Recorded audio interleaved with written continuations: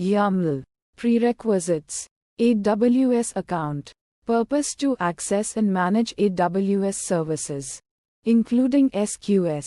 Explanation: SQS is an AWS service, and you need an AWS account to create, manage, and use queues. AWS Inc. permissions. Purpose: to authorize access to SQS resources. Explanation: you need to have appropriate Inc. permissions to perform actions on SQS queues, such as creating, deleting, sending, and receiving messages. This ensures that only authorized users and applications can interact with your queues. Internet connectivity. Purpose: to communicate with the SQS service. Explanation: SQS relies on network connectivity to send and receive messages between your applications and the SQS service. Without a stable internet connection, your applications will not be able to interact with SQS. Application code. Purpose: to implement the logic for interacting with SQS.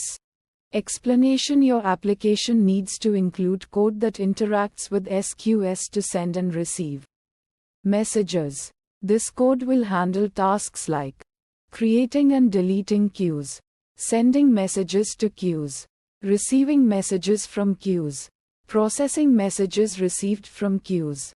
AWS SDK or CLI.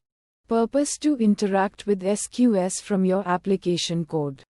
Explanation: you can use the AWS SDK for your preferred programming language or the AWS CLI to manage and interact with SQS from your application.